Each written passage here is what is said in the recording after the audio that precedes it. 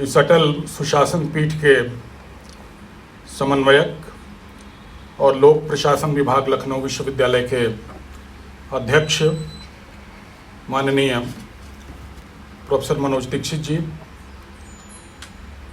इस विभाग के सम्मानित आचार्यगण, सभी शोधार्थी और विद्यार्थीगण, जहाँ तक आज के विषय का प्रश्न है, आज का विषय जैसा कि आप लोगों को विदित है कि भारतीय संदर्भ में लोक और सुशासन। वैसे तो आप लोग सभी प्रबुद्ध जन हैं, आप लोगों को ये बात विदित ही होगी कि जब कभी भी भारतीय जनता पार्टी की सरकार सत्ता के केंद्र में होती है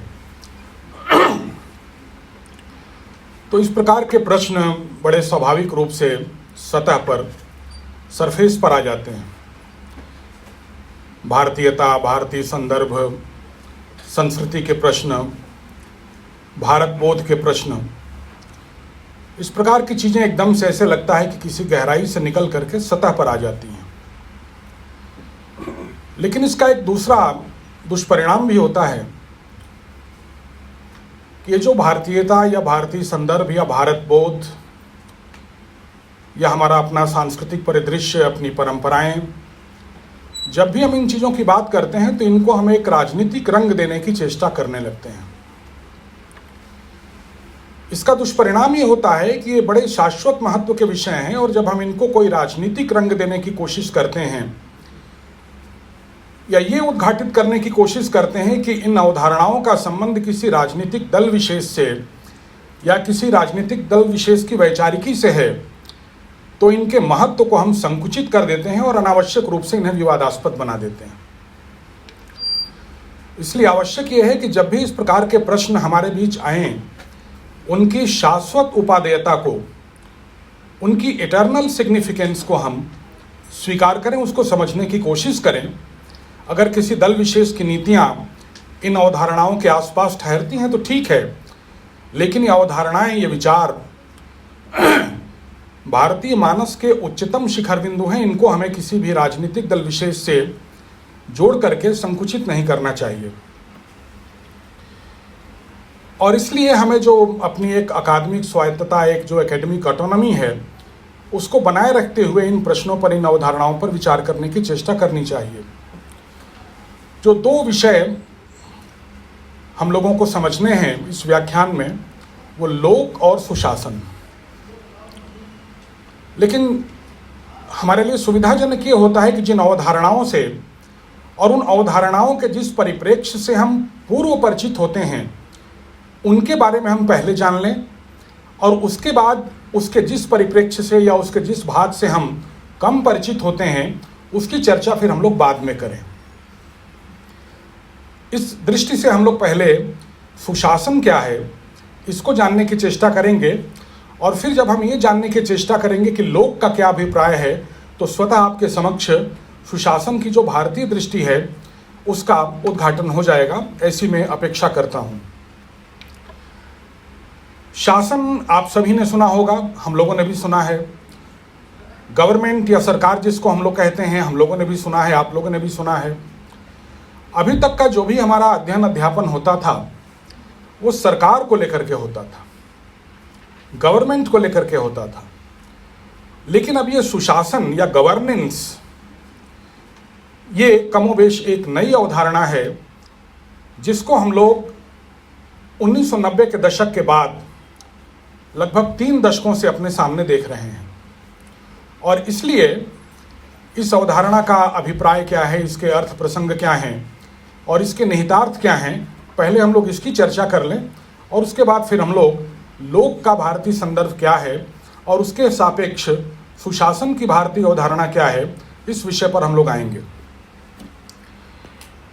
1992 में वर्ल्ड बैंक की एक रिपोर्ट आती है और उस रिपोर्ट का शीर्षक है गवर्नेंस एंड डेवलपमेंट, सुशासन और विकास। आप जानते हैं कि 1992 का ये समय वो समय है जब एक लंबे समय तक 20वीं शताब्दी में जिन बातों को लेकर के एक शीत युद्ध का दौर चला, जिस वैचारिकी को लेकर के दो महाशक्तियों के बीच में और उनके गुटों के बीच में एक शीत युद्ध का दौर चला, वो शीत युद्ध वैचारिक स्तर पर लगभग समाप्त प्राय मान लिया गया था। 89 और 90 के दौर में सोवियत संघ के विघटन के बाद लगभग ये घोषणा की जाने लगी फुकुयामा और डेनियल बेल जैसे अमेरिकी विचारकों के द्वारा कि इतिहास जिसे हम द्वंद्व का दौर कहते हैं, वो द्वंद्व का दौर समाप्त हो चुका है और एक प्रकार से इतिहास का ही अंत हो चुका है। और लगभग ये सिद्ध हो गया है कि वैचारिकी के जिस द्वंद्व से अब तक हम लोग गुजर रहे थे, उसमें कौन सी विचारधारा विजयी हुई और कौन सी विचारधारा पराजित हुई, या इसको डेनियल बेल के द्वारा एंड ऑफ आइडियोलॉजी ही कह दिया गया कि विचारधाराओं का जो एक युग था उस युग का अवसान हो चुका है। और हमें अब ये स्वीकार कर लेना चाहिए कि अमेरिका के नेतृत्व वाली जो उदारवादी पूंजीवादी वैचारिकी है, उसी उदारवादी पूंजीवादी, उसी लिबरल कैपिटलिस्ट आइडियोलॉजी की विजय हुई है और लिहाजा अब उसी को आगे विश्व में प्रिवेल करने की या विश्व में स्थान प्राप्त करने की या विस्तारित करने की आवश्यकता है। तो ये वो दौर था। और इस दृष्टि से जब गवर्नेंस एंड डेवलपमेंट यानी सुशासन और विकास की अवधारणा हमारे सामने लाई जाती है वर्ल्ड बैंक के द्वारा, तो उनकी मंशा ये थी कि इस वैचारिकी के अनुरूप जिस प्रकार का विकास होना चाहिए और जिस गति से विकास होना चाहिए, उस प्रकार का और उस गति का विकास सुनिश्चित करने के लिए हमें अब गवर्नमेंट से ज़्यादा गवर्नेंस पर जोर देने की आवश्यकता है। हमें अब सरकार से ज़्यादा सुशासन की अवधारणा पर जोर देने की आवश्यकता है। ये मंशा वर्ल्ड बैंक की थी जब उसने गवर्नेंस और डेवलपमेंट के नाम से अपनी रिपोर्ट उद्घाटित की। आप जानते हैं कि जो गवर्नमेंट है वो एक प्रकार से नाउन है, एक संस्था का नाम है, लेकिन जो गवर्नेंस है वो एक वर्ब है, एक क्रिया विशेष है। वैसे तो यूरोप और अमेरिका के लोग नए नए शब्दों को गढ़ने में बड़े माहिर होते हैं, उनका ये शगल होता है, और आज एक बजवर्ड की तरह से, आज एक फैशनेबल वर्ड की तरह से हम लोग गवर्नेंस को, या जिसे आजकल गुड गवर्नेंस कहा जा रहा है, उसको हम लोग लेते हैं। लेकिन अगर आप अकादमिक रूप से विचार करें तो ये जो गवर्नेंस की अवधारणा है, इसमें दो बातें सम्मिलित हैं।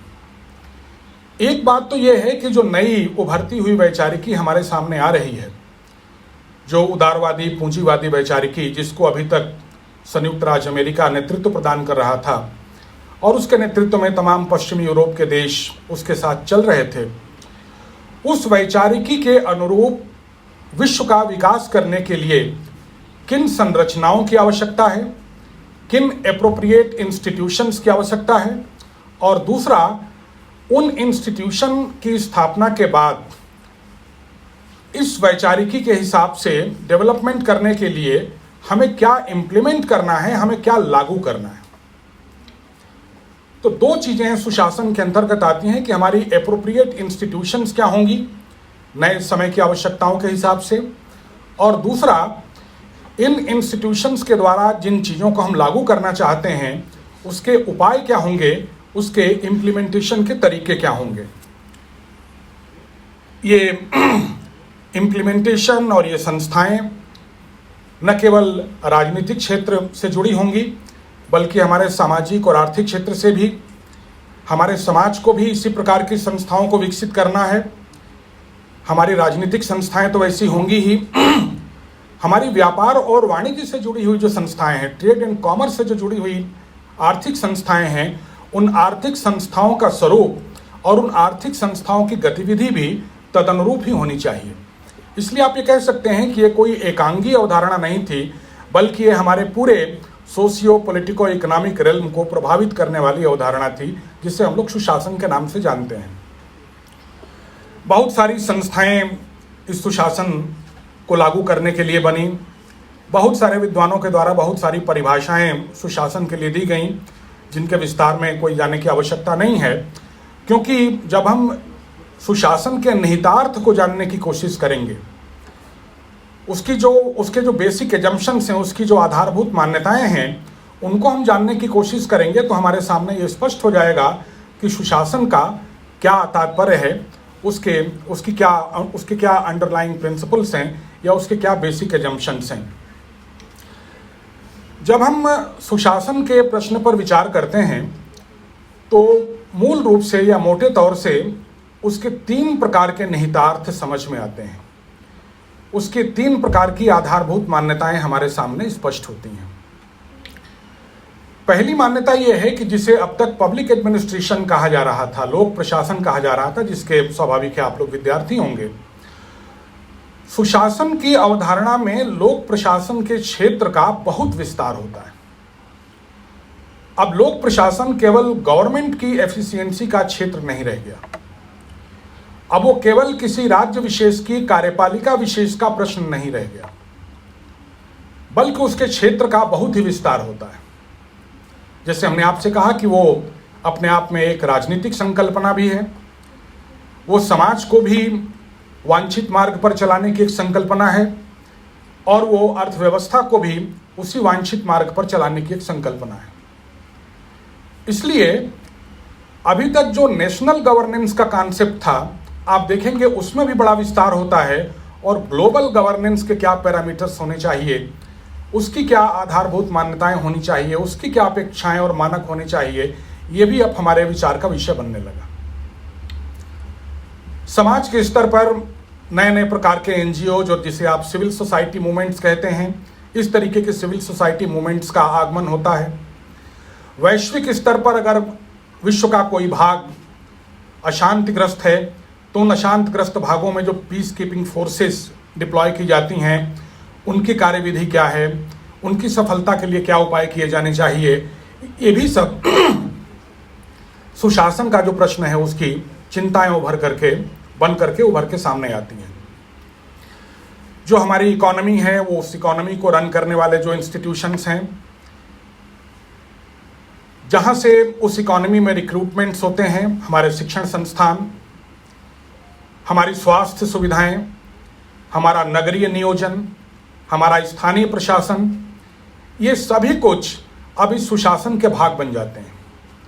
हमारी शिक्षा कैसी होनी चाहिए, हमारे शिक्षण संस्थान कैसे होने चाहिए, हमारे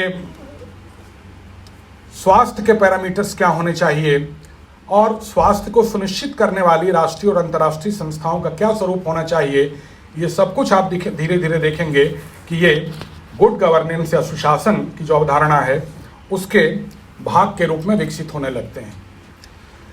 ये जो विश्वविद्यालयों की या महाविद्यालयों की रैंकिंग का जो प्रयास, जिसे नैक कहा जाता है, ये जो नैक की अवधारणा है, ये भी एक प्रकार से सुशासन का ही एक पक्ष है।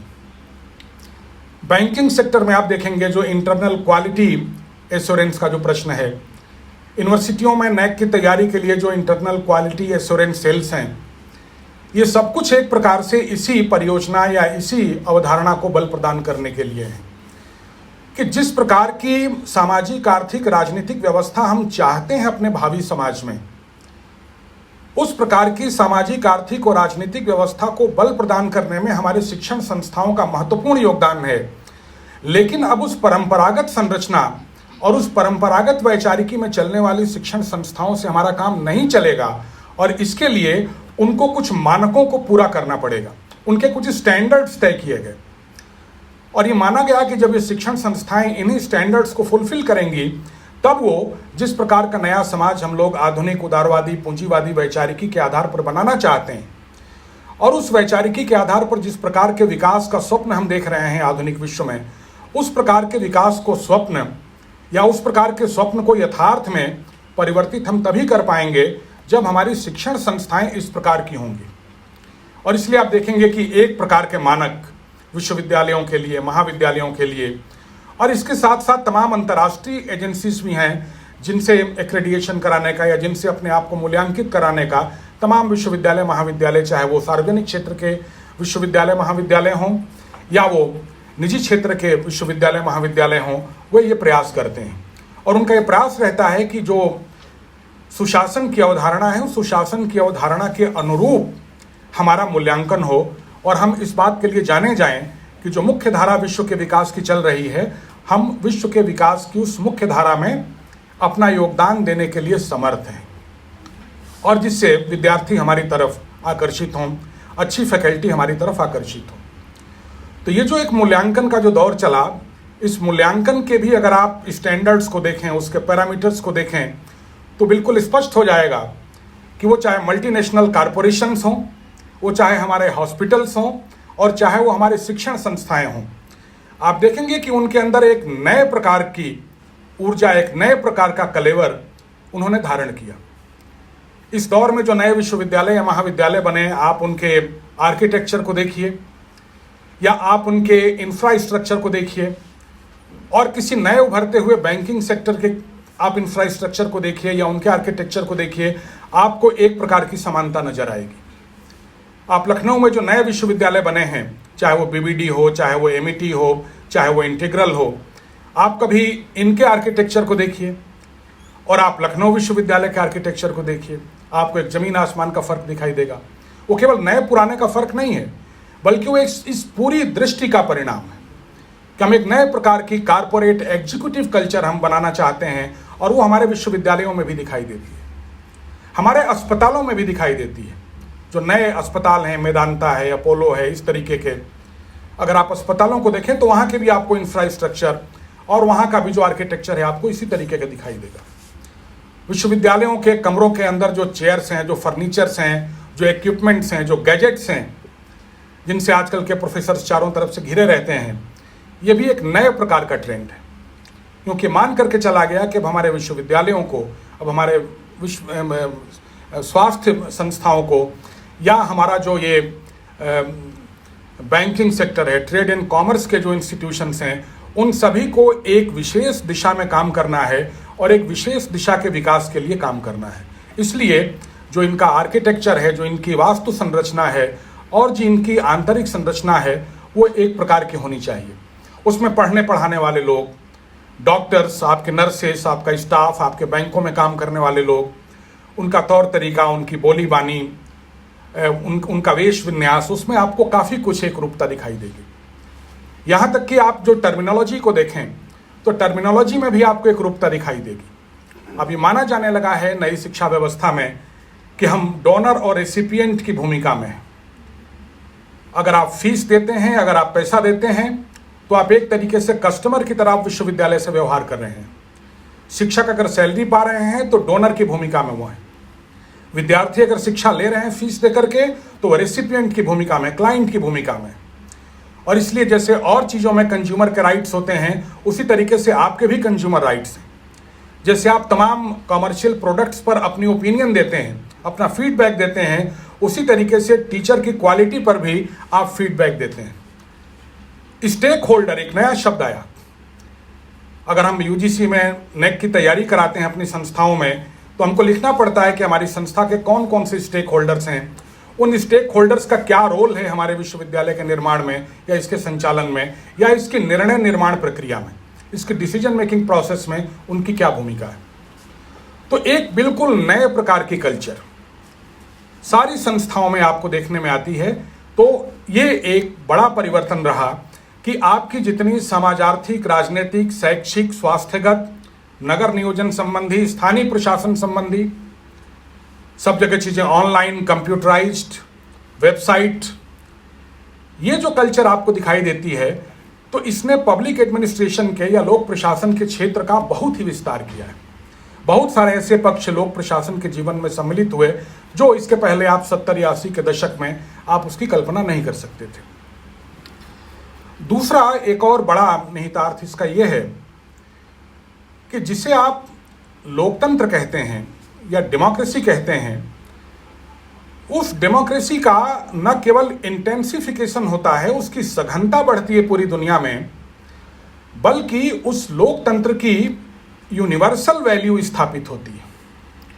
ये मान करके चला गया कि लोकतंत्र अब इस समय दुनिया में न केवल सर्वश्रेष्ठ पद्धति है शासन करने की, बल्कि प्रत्येक देश के लिए अनिवार्य होना चाहिए कि वो अपने आप को लोकतांत्रिक शासन पद्धति के अंतर्गत लाए। तो डेमोक्रेसी का एक इंटेंसिफिकेशन होता है, उसकी सघनता बढ़ती है। केवल अब डेमोक्रेसी का यह मतलब नहीं रहा कि आप 5 साल में एक बार वोट दे देते हैं, लोकसभा के चुनाव हो, चाहे वो आपकी विधानसभाओं के चुनाव हो, चाहे वो आपके लोकल बॉडीज के चुनाव हो, बल्कि कई तरीके से आपको 5 साल के 365 दिन आपको लोकतांत्रिक प्रक्रियाओं में भाग लेने के नए अवसर प्रदान किए जाते हैं। ये जो सिविल सोसाइटी मूवमेंट्स हैं वो इसी प्रकार की चीजें हैं। इसलिए जो नए प्रकार का लोकतंत्र आ रहा है वो लोकतंत्र केवल राजनीतिक संस्थाओं से संबद्ध नहीं है। वो केवल आपसे इतनी अपेक्षा नहीं करता कि आप अपनी लोकतांत्रिक संस्थाओं के प्रति जो आपका दायित्व है उन राजनीतिक संस्थाओं के प्रति केवल आप उस दायित्व का निर्वहन करके आप शांत हो जाइए, बल्कि आपसे अब यह अपेक्षा की जाती है कि आप एक नए प्रकार के पार्टिसिपेटरी डेमोक्रेसी के आप पार्ट हों, डेलिबरेटिव डेमोक्रेसी के आप पार्ट हों। डेमोक्रेसी में जो निर्णय होते हैं उन निर्णयों को आप हर स्तर पर प्रभावित करें, आप उन निर्णयों में प्रतिभाग करें। और इसलिए जब कभी भी आपको लगता है कि कुछ ऐसे महत्वपूर्ण विषय हैं जिन विषयों से हमारा सरोकार होना चाहिए, जनता का सरोकार होना चाहिए या एक वर्ग विशेष का सरोकार होना चाहिए, लेकिन सरकार के वो सरोकार के विषय नहीं बन पा रहे हैं, या जितना सरकार का उन विषयों के साथ सरोकार होना चाहिए उतना सरोकार नहीं है, तो आप अपने सिविल सोसाइटी मूवमेंट्स के माध्यम से सरकार के ऊपर दबाव बनाने की कोशिश करते हैं। ये वैश्विक स्तर पर भी आपको ये परिघटनाएं दिखाई देती हैं और राष्ट्रीय स्तर पर भी आपको ये परिघटनाएं दिखाई देती हैं। आप देखेंगे कैपिटलिज्म को लेकर के जो नव पूंजीवाद आ रहा था, उस नव पूंजीवाद ने एक तरफ तो ये घोषणा की कि अब संसार में जो विचारधारा प्रिवेल करेगी यही विचारधारा प्रिवेल करेगी, लेकिन उन्हीं पूंजीवादी देशों के अंदर से आप देखेंगे कि इस नव पूंजीवादी विचारधारा के विरुद्ध भी बड़े आंदोलन खड़े होते हैं। पर्यावरण के प्रश्न को लेकर के बड़े सोशल मूवमेंट्स खड़े होते हैं। राष्ट्रीय स्तर पर भी आप देखेंगे, अंतर्राष्ट्रीय स्तर पर भी आप देखेंगे। यहां तक कि जो विभिन्न विचारधाराओं के लिए या विभिन्न सीमित क्षेत्रों में काम करने वाले लोग थे, वे लोग भी इन बड़े प्रश्नों को लेकर के सामने आते हैं। जो नारीवादी आंदोलन दुनिया में या देश में चल रहे थे, उनके सामने भी पारिस्थितिकी के प्रश्न, उनके सामने भी पर्यावरण के प्रश्न खड़े हुए। और आप जानते हैं कि पारिस्थितिकीय नारीवाद के नाम से या इको फेमिनिज्म के नाम से नारीवाद की एक स्वतंत्र वैचारिकी का भी उदय 20वीं शताब्दी में होता है। बच्चों की समस्याओं को लेकर के, वृद्धों की समस्याओं को लेकर के, ड्रग्स की प्रॉब्लम को लेकर के, नशे की समस्या को लेकर के राष्ट्रीय और अंतर्राष्ट्रीय स्तर पर बड़े पैमाने पर आंदोलन चलते हैं। और उन आंदोलनों ने आपके जो निर्णय निर्माता संस्थाएं हैं राजनीतिक स्तर पर, उन संस्थाओं को बहुत गहरे तक प्रभावित भी किया है। अलग अलग प्रकार की टेक्निक्स लेकर के, जैसे मानव श्रृंखला बनाना, मोमबत्ती जुलूस निकालना, इस तरीके की बहुत सारी तरीके लेकर के ये सिविल सोसाइटी मूवमेंट्स आते हैं। और ये सिविल सोसाइटी मूवमेंट्स केवल राजनीतिक संस्थाओं को वोट देने के अपने अधिकार तक सीमित न रहते हुए, जिन बातों को वो समझते हैं कि लोग जीवन के लिए आवश्यक होने चाहिए, उन प्रश्नों को वे पुरजोर तरीके से न केवल जनता के सामने बल्कि निर्णय निर्मात्री संस्थाओं के सामने, सरकारों के सामने उठाते हैं और उनको कुछ न कुछ निर्णय लेने के लिए या कम से कम प्रतिक्रिया देने के लिए ही वो बाध्य करते हैं। तो ये एक जो डेमोक्रेसी है, वो डेमोक्रेसी न केवल एक सर्व स्वीकृत सिद्धांत बना सुशासन की व्यवस्था के आने के बाद से। अब आप ये बहुत समय तक नहीं कह सकते कि हम तो राजतंत्र अपने यहाँ चाहते हैं, हमारे लिए राजतंत्र ही बहुत बेहतर है, या हम मान लीजिए कोई ऑटोक्रेटिक गवर्नमेंट चाहते हैं। इस बात को आपको बहुत समय तक नहीं कहने दिया जाएगा। जो इस प्रकार की संस्थाएं हैं वो पूरा प्रयास कर रही हैं कि जहां पर भी इस प्रकार की व्यवस्था बची हुई है, उस व्यवस्था को लोकतंत्र की व्यवस्था के द्वारा तब्दील किया जाए, उसको बदला जाए। तो एक तो लोकतंत्र जो है पूरी दुनिया के लिए सर्व स्वीकृत प्रणाली के रूप में विकसित होता है, और दूसरा इस सुशासन की व्यवस्था के अंतर्गत लोकतंत्र का विस्तार होता है। अब आपके पास 24 घंटे अपने तथाकथित लोकतांत्रिक अधिकारों को प्राप्त करने का अवसर है। उसके तरीके हैं, उसके संगठन हैं, और उसका प्रभाव आपको दिनों दिन दिखाई देता है।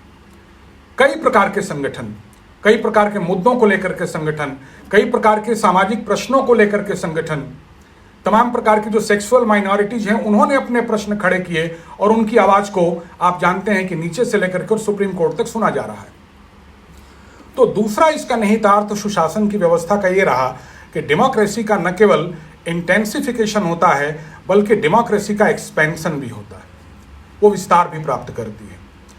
और तीसरी बात जिसे हम आप सुशासन कहते हैं, उस सुशासन के लिए जिस प्रकार की इंस्टीट्यूशंस की बिल्डिंग, जिस प्रकार के संस्थाओं के निर्माण की बात की गई, उनके निर्माण के बाद जिस प्रकार के डिसीजन मेकिंग या जिस प्रकार के इम्प्लीमेंटेशन की बात की गई, उस सुशासन को एक प्रकार से जो अंतर्राष्ट्रीय संस्थाएं हैं, वर्ल्ड बैंक हो, IMF हो, एशियन डेवलपमेंट बैंक हो, इन सारी संस्थाओं ने सुशासन को एक शर्त की तरह से इस्तेमाल किया कि अगर आपको हम लोगों से कोई मदद लेनी है अपने डेवलपमेंट के लिए, अपने हेल्थ के लिए, अपने एजुकेशन के लिए, अपने इंफ्रास्ट्रक्चर के डेवलपमेंट के लिए, तो आपको पहले जो सुशासन की मान्यताएं हैं उन मान्यताओं पर आपको खरा उतरना पड़ेगा।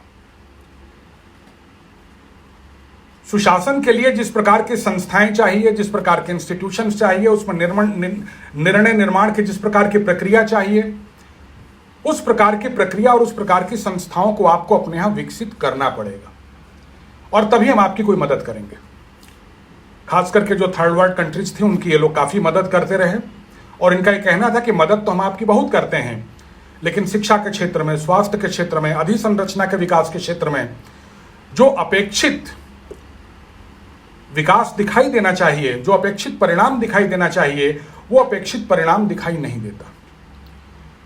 इसलिए वो चाहे लॉ एंड ऑर्डर का प्रश्न हो, चाहे अकाउंटेबिलिटी का प्रश्न हो, चाहे वो ट्रांसपेरेंसी का प्रश्न हो, चाहे वो नियम कानूनों को सरल बनाने या उनके बदलने का प्रश्न हो, चाहे आपके बजट में उस प्रकार के प्रोविजंस करने का प्रश्न हो, इन सारी चीजों को आपको सुशासन की दृष्टि से परिवर्तित करना होगा, और तभी आप हमारे द्वारा दी गई मदद के हकदार होंगे।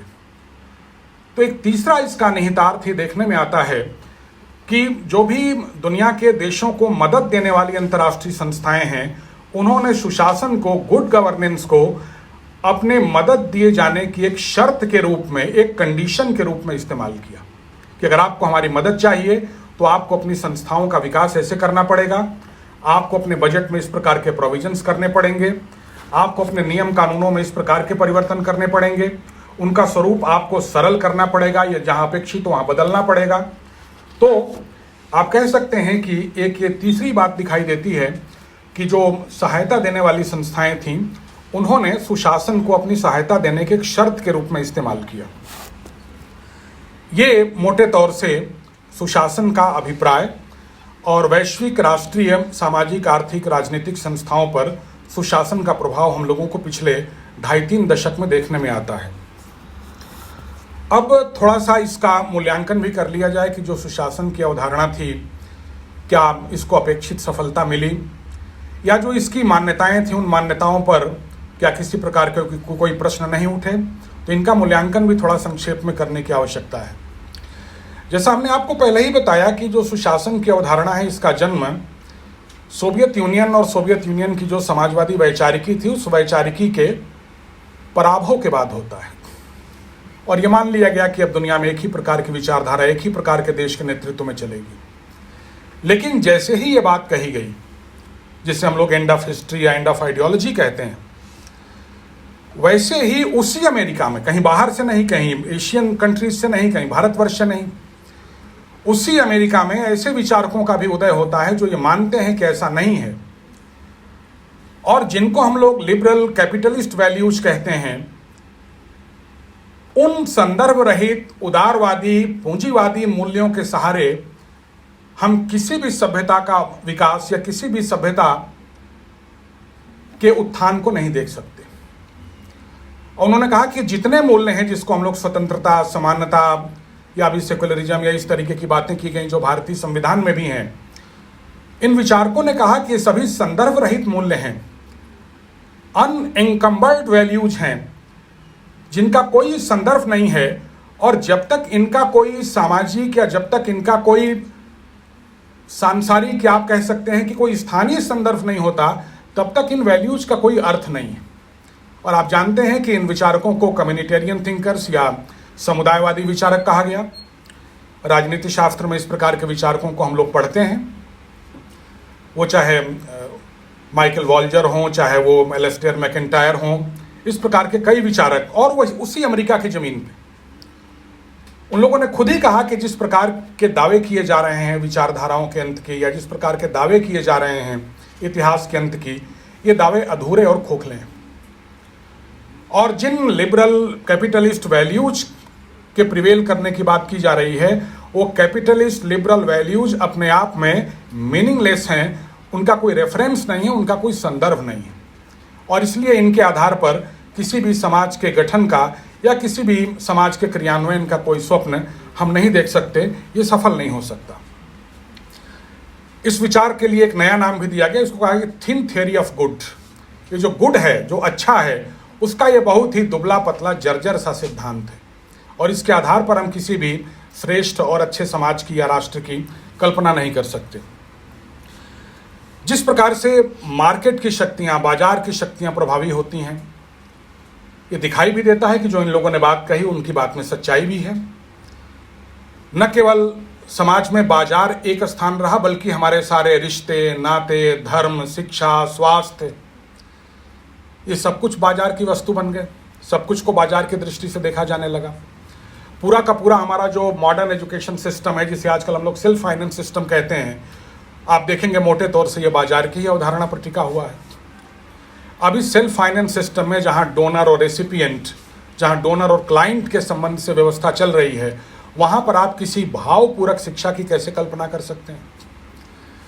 इसलिए थोड़ा सा ठहर करके जिस आधुनिक शिक्षा प्रणाली की हम बात कर रहे हैं, और नई शिक्षा प्रणाली जिसके एक सुधारक के रूप में आई है, और हम लोग इसको लेकर के बड़े प्रसन्न भी होते हैं कि 34 साल के बाद हमारे यहाँ एक नई शिक्षा प्रणाली आई है या एक नई शिक्षा नीति आई है। कभी ठहर कर इस बात पर विचार करिए कि बार बार किसी देश में शिक्षा नीति के प्रश्न का उठना ये कोई बहुत शुभ संकेत भी नहीं होता, बल्कि हमारे अंदर जो एक स्पिरिचुअल इंटेलेक्चुअल क्राइसिस है, एक जो आध्यात्मिक बौद्धिक दुविधा है, उस दुविधा का भी प्रतिफल होती है। शिक्षा कोई सामान्य चीज नहीं है, वो एक तरीके से आपके सारे राष्ट्रीय मानदंडों का एक विग्रह है, उसका एक इंटेंसिफाइड रूप है। और इसलिए बार बार अगर आप अपनी शिक्षा नीति को डाउट की दृष्टि से देखते हैं और बार बार आपको आशा लगी रहती है कि अब एक और नई शिक्षा नीति आना चाहिए, तो वस्तुतः आप अपने राष्ट्रीय चरित्र को लेकर के, आप अपने राष्ट्रीय मानदंडों को लेकर के आप दुविधाग्रस्त भी हैं। तो इन चीज़ों को थोड़ा सा हम लोगों को ठहर करके इस दृष्टि से भी देखने की कोशिश करनी चाहिए। जिस प्रकार से जीवन का टेक्निसाइजेशन होता है, तकनीक में धीरे धीरे हम लोग सिकुड़ते चले जा रहे हैं, और अब तो धीरे धीरे मनुष्य न केवल भौतिक रूप से बल्कि बौद्धिक रूप से भी तकनीक ने उसको विस्थापित कर दिया है। जवाहरलाल नेहरू से लेकर के नरेंद्र मोदी तक के पूरे युग का अगर आप मूल्यांकन करिए, तो तकनीक की यह धारा अनवरत रूप से भारतीय समाज में विद्यमान रही है। कभी वो मैकेनिकल उसका रूप था, उसके बाद कभी इसका डिजिटल रूप हुआ, और धीरे धीरे ऑटोमेशन के माध्यम से आप देखते हैं कि जो मनुष्य की भौतिक स्थिति है वो एक प्रकार से रिप्लेस होती है। और अब जिसे आजकल आप लोग आर्टिफिशियल इंटेलिजेंस कह रहे हैं, उसने तो एक प्रकार से मनुष्य की जो मानसिक आवश्यकता है, या उसकी एक जो कहना चाहिए कि जो इंटेलेक्चुअल नेसेसिटी के रूप में वो बना हुआ है, उसको भी एक तरीके से वो रिप्लेस कर रही है। तो ये जो टेक्निसाइजेशन नई नीतियों के तहत आया, ये जो नई नीतियों के तहत जो एक मार्केट सिविलाइजेशन आई, इसने भी हमारे सामने बड़े सवाल खड़े किए हैं। और भारत नहीं, भारत के बाहर के पश्चिमी देशों में रहने वाले उन्हीं देशों ने जिन्होंने अपनी इस वैचारिकी का बड़ा समर्थन किया, वहीं के विचारक इस बात को बड़े स्पष्ट शब्दों में कहते हैं। वे खुद इस वैचारिकी से आतंकित हैं। प्रोफेसर सैयद हुसैन नस्र इस समय वाशिंगटन विश्वविद्यालय में प्रोफेसर हैं। वैसे तो वो बहुत बड़े इस्लामिक स्कॉलर माने जाते हैं, लेकिन उनकी एक किताब है, कभी आप लोगों को मौका मिले तो आप पढ़िएगा, मैन एंड नेचर। ये जो पर्यावरण का सवाल हमारे सामने खड़ा है, इस पर्यावरण के सवाल को एड्रेस करते हुए प्रोफेसर सैयद हुसैन नस्र कहते हैं कि what is manifested outside in the form of environmental crisis is nothing but the manifestation of our internal spiritual intellectual crisis.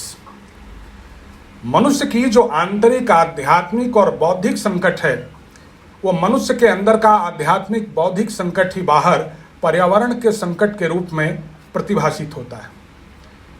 Syed Hussain Nasr America में रहते हैं, वाशिंगटन विश्वविद्यालय में वो प्रोफेसर हैं, अभी भी हैं। 20वीं शताब्दी के अगर आप लोगों ने अंग्रेजी साहित्य कभी पढ़ा हो, न भी पढ़ा हो, तो एक बौद्धिक होने के नाते आप लोगों के सब नाम जानने चाहिए। टी.एस. इलियट बड़ा नाम है। यूरोप को तो उसने वेस्टलैंड कह दिया, उसकी कविता का शीर्षक ही है वेस्टलैंड। 1939 के आसपास टी.एस. इलियट ने कुछ भाषण दिए और उन भाषणों को बाद में प्रकाशित किया गया। उस किताब का टाइटल है the idea of Christian society. Favour and favour से 1939 में यह पुस्तक छपी, बहुत छोटी सी किताब है, मिल जाएगी, आप ढूंढिएगा, आर्काइव वगैरह पे आप जाइएगा तो आपको आसानी से इसका PDF फॉर्म आपको अवेलेबल हो जाएगा। The idea of Christian society में टी.एस. इलियट लिखते हैं कि the society which is alienated from its tradition, the community which is dissociated from its culture is nothing but A mob. एक समाज, एक समुदाय जो अपनी परंपरा या अपनी संस्कृति से कटा हुआ है, वो और कुछ नहीं है, वो एक भीड़ है। और अंत में वो कहते हैं कि mob will never be less than a mob, even if it is well fed, well housed, well clothed and even well disciplined. और ऐसी भीड़ एक भीड़ से ज़्यादा और कुछ नहीं है, चाहे वो जितने अच्छे कपड़े पहनती हो, चाहे वो जितना अच्छा भोजन करती हो, चाहे वो जितने अच्छे घरों में निवास करती हो, और वो चाहे ऊपर से आपको कितनी ही डिसिप्लिन क्यों नहीं दिखती है। आपको इस संदर्भ में जो लोग अमेरिकी और यूरोपीय समाजों की अनुशासन प्रियता और उनकी समृद्धि पर बहुत कायल हैं, उनको टी.एस. इलियट की दृष्टि से इस पूरे प्रकरण पर पुनर्विचार करना चाहिए। इस पूरी कोविड क्राइसिस के दौरान, 1 साल करीब करीब होने जा रहा है, पूरी कोविड क्राइसिस के दौरान जिन लोगों ने थोड़ा सा शांतचित्त होकर के जो भी परिघटनाएं हमारे सामने घटी, जो परिवर्तन अचानक हमको दिखाई दिए, उनका विश्लेषण किया, उनका भी यह मानना है कि आधुनिक जीवन के जितने भी स्थापित मानदंड थे, वे सभी मानदंड एकदम से सकते में आ गए, जिसे हम लोग मॉडर्न लाइफ स्टाइल कहते हैं या मॉडर्निटी कहते हैं समाज विज्ञानों के क्षेत्र में। उसकी भी पहली मान्यता यही है, एक लिबरल कैपिटलिस्ट लाइफ स्टाइल या इकोनॉमी। वो पूरी की पूरी कैपिटलिस्ट या मॉडर्न लाइफ स्टाइल जो है वो सकते में आ गई, कटघरे में आ गई। एक जो पॉजिटिविस्ट साइंस एंड टेक्नोलॉजी, एक पॉजिटिविस्ट साइंटिज्म, एक प्रत्यक्षवादी विज्ञान, और वो विज्ञान अपनी अनन्यता के अहंकार में बढ़ा चला जा रहा था। वो ये मानने को तैयार ही नहीं था कि दुनिया के इतिहास में इस विज्ञान से बेहतर भी और कोई विद्याएं या कोई ज्ञान प्रणालियां हो सकती हैं। वो सारा विज्ञान एक वायरस की उत्पत्ति, उस वायरस की प्रकृति, उस वायरस के मूव करने के ट्रेंड, उस वायरस की अपनी सेलुलर स्ट्रेंथ, उस वायरस को कंट्रोल करने के तरीके, उस वायरस की मेडिसिन और उस वायरस के वैक्सीनेशन के सवाल पर हास्यास्पद रूप से निहत्था सामने होकर के आ गया। जिस प्रकार के मार्केट ओरिएंटेड शहरीकरण, ये तीसरी विशेषता मानी जाती है आधुनिक जीवन प्रणाली की, उस पर हम लोगों का विश्वास बढ़ता चला जा रहा था। वो सारा का सारा जो मार्केट ओरिएंटेड शहरीकरण था एकदम से ठप हो गया, और अपने परिवारों में हम रहने के लिए कुछ समय के लिए बाध्य हुए, और बहुत सारी इस प्रकार की, आप उनको नॉस्टैल्जिक कह सकते हैं, बहुत सारी ऐसी अनुभूतियां हमको हुई कि जिनको हम भूल गए थे, लेकिन वो हमारी मानवीय संवेदना की आवश्यक अंग थी। परिवार के साथ रहना, बच्चों के साथ रहना, परिवार का सहयोग, एक दूसरे का सहयोग करना, ये सारी चीजें आप देखेंगे कि ये जो मॉडर्न मार्केट ओरिएंटेड जो आपका अर्बनाइजेशन था, वो एकदम से एक एडहॉक लेवल पर चला गया। और चौथा, जो सेकुलर वर्ल्ड व्यू है, जिस सेकुलर वर्ल्ड व्यू ने आपको ये कहने के लिए बाध्य कर रखा है कि सारी दुनिया हम मुट्ठी में कर लेंगे।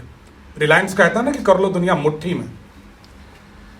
ये जो सारी दुनिया को अपनी मुट्ठी में करने का अहंकार है, ये सारा अहंकार आपका चूर चूर हो गया। इस अहंकार ने मनुष्य को ऐसी तमाम संभावनाओं से दूर कर रखा था जो संभावनाएं उसके वश में नहीं है। बहुत से ऐसे संकट, बहुत सी ऐसी महामारियां, बहुत सी ऐसी विपत्तियां जीवन में ऐसी भी आती हैं जिनके बारे में ना आपने कभी सोचा होता है, ना उन पर आपका कभी कोई वश चलता है, और इसलिए आप इन महामारियों के लिए, इन संकटों के लिए आप तैयार नहीं रहते।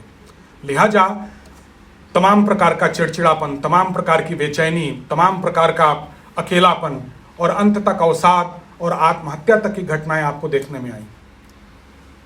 तो बहुत थोड़े समय के लिए, जैसे शमशान ज्ञान होता है, आप केवल शमशान ज्ञान की भी दृष्टि से इस पूरी कोविड क्राइसिस के इस प्रभाव को देखें तो आपकी आंखें खुल जानी चाहिए कि ये जो मॉडर्न आइडिया ऑफ गवर्नेंस है, ये जिस प्रकार की जीवन शैली को आगे बढ़ाने की बात कर रहा था, वो कैसे एकदम से सकते में आ गई और 21वीं शताब्दी के मुहाने पर बड़ी तेजी से चांद और सितारों की तरफ जाने वाली हमारी दुनिया एकदम से कैसे थम गई। कभी इत्मीनान से प्रशांत चित्त होकर के इस विषय पर विचार करिएगा। तो इस पूरे जो गवर्नेंस का जो आइडिया है, इस गवर्नेंस के आइडिया की भी अपनी सीमाएं हैं, अपनी लिमिटेशंस हैं, अपने इसके कुछ सेल्फ कॉन्ट्राडिक्शंस हैं। और इन सभी का उद्घाटन जो भी सुचिंतित व्यक्ति होगा, जो भी विचारशील व्यक्ति होगा, उसने भी वो तो कर ही सकता है। जिन देशों से सुशासन की अवधारणा उपजी, उन देशों के विचारकों ने भी सुशासन के इस प्रश्न को समझ लिया। ये पूरा संदर्भ इस सुशासन की वैचारिकी का है। भारतवर्ष में जिन चीजों के माध्यम से सुशासन को लागू करने का प्रयास किया गया, वो शब्द लोक, जन और प्रजा है।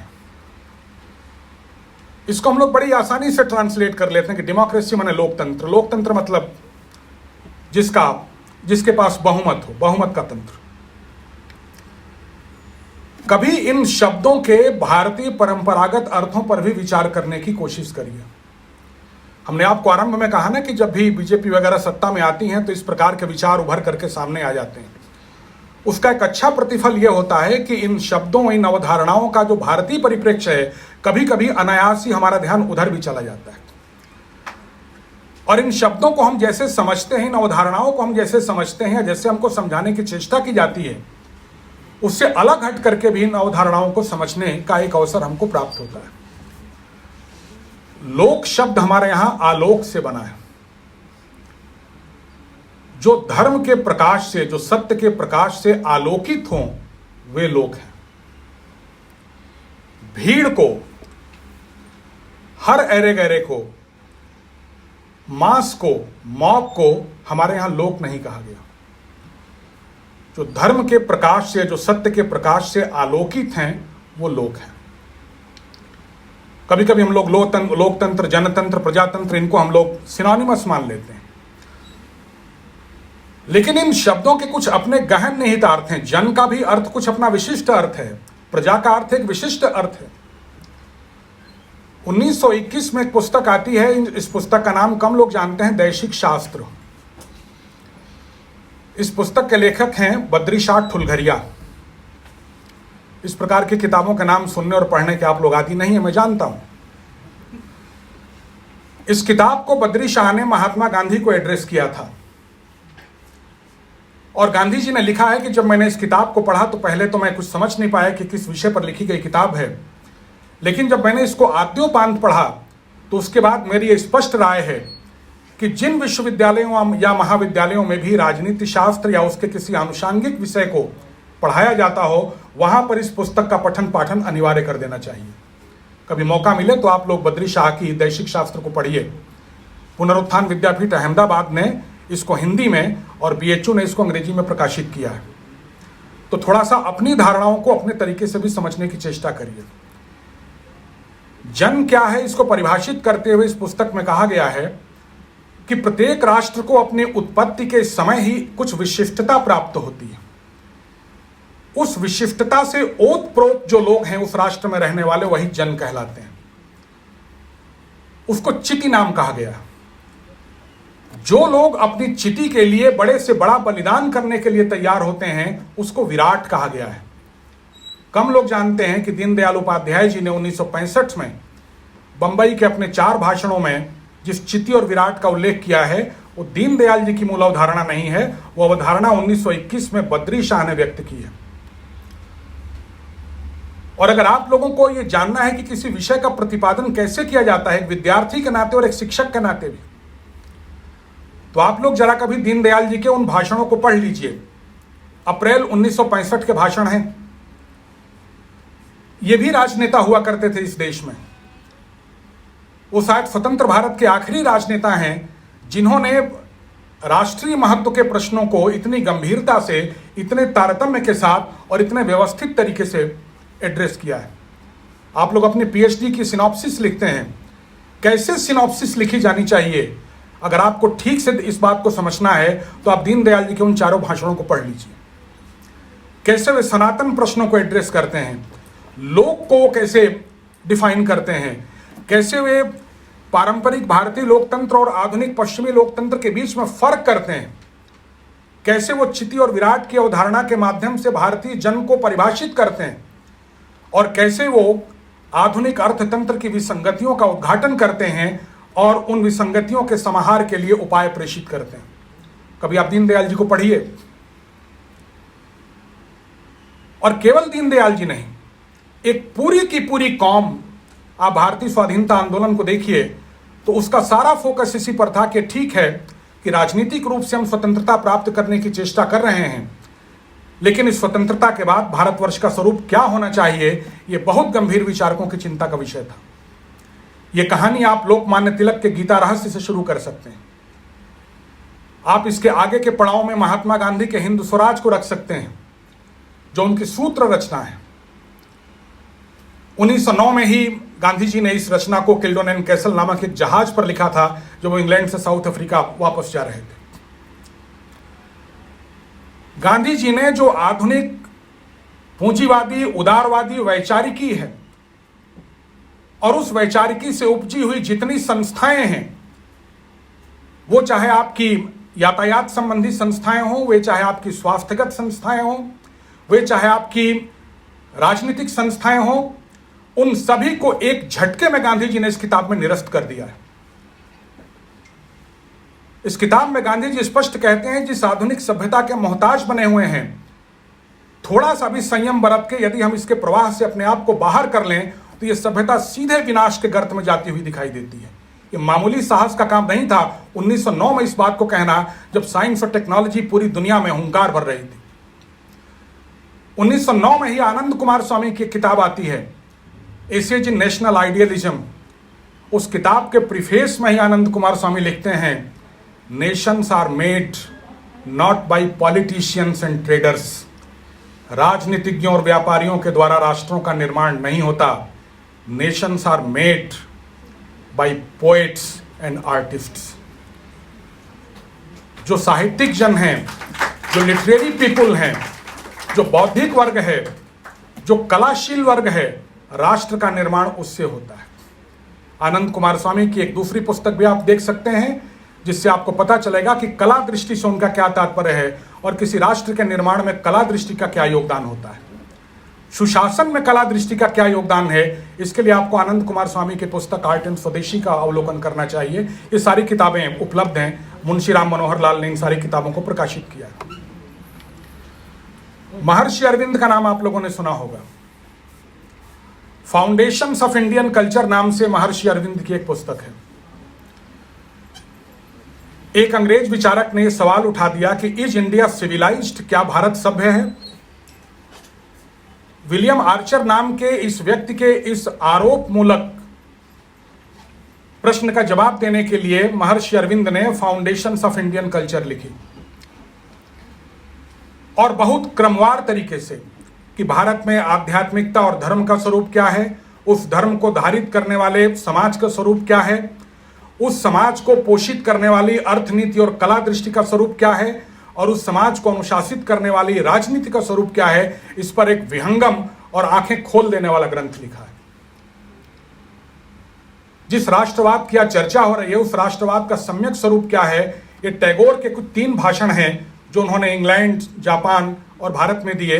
नेशनलिज्म के नाम से ही वो प्रकाशित हैं, कभी उनको भी पढ़िए अगर आपको सुशासन का सम्यक स्वरूप जानना हो तो। बद्री शाह की वैश्विक शास्त्र हमने आपको बताई ही, और अंत में दीनदयाल उपाध्याय के वो 4 भाषण जो उन्होंने अप्रैल 1965 में बंबई में दिए थे। आप भारतीय जनता पार्टी की केवल वेबसाइट खोलेंगे आपको, वो आपको भाषण मिल जाएंगे। तो अगर आप साइंस और टेक्नोलॉजी और इंफॉर्मेशन टेक्नोलॉजी और ये तमाम चीजें आप जानते हैं, तो आपको ये भी मालूम होना चाहिए कि इन चीजों का सही उपयोग कहां से आप कर सकते हैं, कैसे कर सकते हैं। तो प्रशासन का प्रश्न या सुशासन का प्रश्न केवल टेक्नोलॉजी का प्रश्न नहीं है, उसके दूसरे भी एस्पेक्ट हैं। तो जन उनको कहा गया है जो अपने राष्ट्र के मूल चरित्र से उद्भासित हों।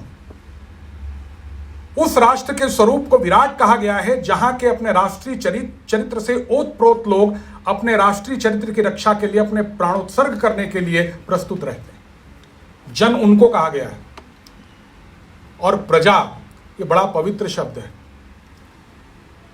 प्रजा, राजा और प्रजा, जहां पर राजा भी धर्मशील हो और प्रजा भी धर्मानुयायी हो, इन दोनों के बीच का जहां संबंध होता है वहां प्रजा होती है और वहां प्रजातंत्र होता है। भगवान राम अपनी समस्त अयोध्यावासी प्रजा की मोक्ष की कामना के साथ राज्य करते हैं। सेंट्रल प्रिंसिपल है यह भारतीय राजनीति और सुशासन का। यदि प्रजा के जीवन में मोक्ष नहीं है, वो चाहे एक बैकग्राउंड स्टोरी की तरह ही क्यों ना हो, वो एक अवांतर कथा की तरह ही उसमें विद्यमान क्यों ना हो, तब तक आप भारतीय समाज को कभी व्यवस्थित कर ही नहीं सकते। और अगर आपने किन्हीं दूसरी प्रेरणाओं से उसको व्यवस्थित करने की कोशिश की तो वस्तुतः आप उसके अस्तित्व के साथ खिलवाड़ कर रहे होते हैं। इसलिए भगवान राम का ये जो मंत्र है कि वे अपनी समस्त अयोध्यावासी प्रजा की मोक्ष की कामना के साथ राज्य करते हैं, यह मोक्ष भारतीय जीवन विधान का केंद्रीय तत्व है। कभी इसके मर्म को समझने की, जानने की चेष्टा करिए, तब आपको भारतीय दृष्टि से सुशासन का महत्व क्या है वो आपको समझ में आएगा। यही कारण है कि राम राज्य के बारे में तुलसीदास जी ने लिखा है कि मांगे वारिद देत जल रामचंद्र के राज। जहां सभी स्थूल और सूक्ष्म शक्तियां संतुष्ट होंगी वहीं पर ऐसी व्यवस्था हो सकती है। केवल स्थूल संसाधनों से बिल्डिंग आपने बना दी, इक्विपमेंट्स आपने बड़े बड़े लगा दिए, नियम कानून आपने खूब जटिल बना दिए, बड़े कड़े अनुशासन आपने बना दिए, इससे कोई भी समाज आप सुशासित नहीं कर सकते। सुशासन का जो मूल तत्व है, अगर वो मूल तत्व ही एब्सेंट है तो किसी समाज को आप सुशासित नहीं कर सकते। और यही कारण है कि भगवान राम के राज्य में प्रकृति अनुकूल है, प्रजा संतुष्ट है, देवता और पितर सभी संतुष्ट हैं। ये जो सूक्ष्म तत्वों की अभिव्यक्ति भारतीय समाज में है और उनकी महत्ता है, कभी मौका मिले तो अपने पब्लिक एडमिनिस्ट्रेशन के कोर्स करिकुलम से किनारे हट करके भी आप इन चीज़ों को जानने पढ़ने की कोशिश कीजिएगा। कुछ पश्चिमी और कुछ भारतीय विचारकों की कृतियों के माध्यम से भी हमने आपको संकेत किया कि यदि आपको भारत में सुशासन और लोक के स्वरूप को समझना हो तो कौन से विचारक और उनकी कौन सी कृतियाँ आपके लिए सहायक होंगी। मैं एक बार फिर से प्रोफेसर मनोज दीक्षित जी का और इस विभाग का ऋणी हूँ कि उन्होंने आपसे संवाद करने का ये अवसर प्रदान किया। धन्यवाद।